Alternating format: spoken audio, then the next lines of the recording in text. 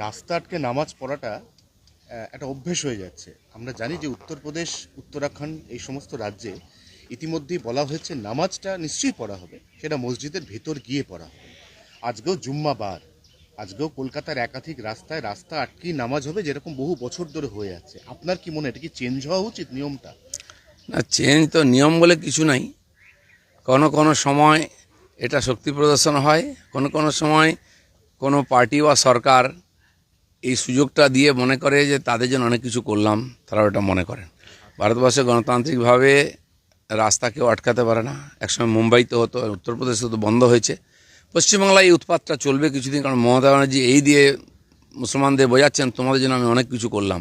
এতে মুসলমানদের কী লাভ হচ্ছে আমি জানি না, কিন্তু বাকি সমাজের মধ্যে একটা ক্ষোভ জমা হচ্ছে এই নিয়ে। এই শহরে তো রেড রোড বন্ধ করে স্বয়ং মুখ্যমন্ত্রী নামাজ পড়তে যান। মুখ্যমন্ত্রী যদি নামাজ পড়েন, রাস্তা বন্ধ করে, কে বিরোধিতা করবে? কিন্তু এই অভ্যাসটা হয়ে গেলে পরে মুসলমানদের সমস্যা হবে। কারণ নামাজ তো মসজিদে পড়তে হয়, আমরা যদ্দূর জানি। বিশেষ উৎসব পরব হলে হয়তো সংখ্যা বেশি হয়, তখন তাদের জন্য ঈদগাহ আছে আলাদা, বা কোনো মাঠের অনুমতি নিয়ে সেখানে তারা করে এসেছেন। কিন্তু রেড রোডে নামাজ পড়ার অধিকারে যদি পড়ে যায়, পরে যদি এটা কোনো কারণে বন্ধ হয়, তখন সমস্যা হবে। উত্তরবঙ্গে আপনাদের ভাঙন, রক্তক্ষরণ অব্যাহত। গতকাল উত্তরবঙ্গে আপনাদের স্ট্যান্ডিং এমএলএ তিনি দল ছেড়ে তৃণমূল জয়েন করলেন। তিনি বিজেপির কার্যকর্তা ছিলেন না, তিনি গজমুর কার্যকর্তা ছিলেন। চিরদিন তার বক্তব্য আপনি দেখে আসুন, তিনি বিজেপির আইডিওলজির পক্ষে বলেন না।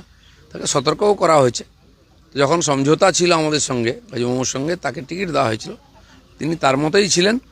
তিনি টিএমসির বিরুদ্ধে লড়াই করে এসেছিলেন, আবার টিএমসিতে যেতে যান সেটা এখানকার মানুষ ঠিক করবে। হ্যাঁ, কিন্তু ভোটের আগে উত্তরবঙ্গ, যেটা বিজেপির শক্ত ঘাঁটি বলে আপনারা বলেন, দক্ষিণবঙ্গের বাঁকুড়া, পুরুলিয়ার পাশাপাশি উত্তরবঙ্গই আপনাদের সব থেকে স্ট্রং বেস। উত্তরবঙ্গ আগের থেকে শক্ত ঘাঁটি ছিল, এখনও আছে। প্রতিনিধিরা চলে যায়, কিন্তু ভোটাররা থাকে, যারা জেতায় ওদেরকে। তো তারা জিতিয়েছে, তারা আবার হারাবে ওকে, বিজেপিকেই জেতাবে। তো একাধিকবার হয়েছে এরকম। দাদা, এসআইআর প্রক্রিয়া শেষ হয়ে গেলেই রাজ্যের নির্বাচনের নির্ঘণ্ট ঘোষণা হয়ে যাবে।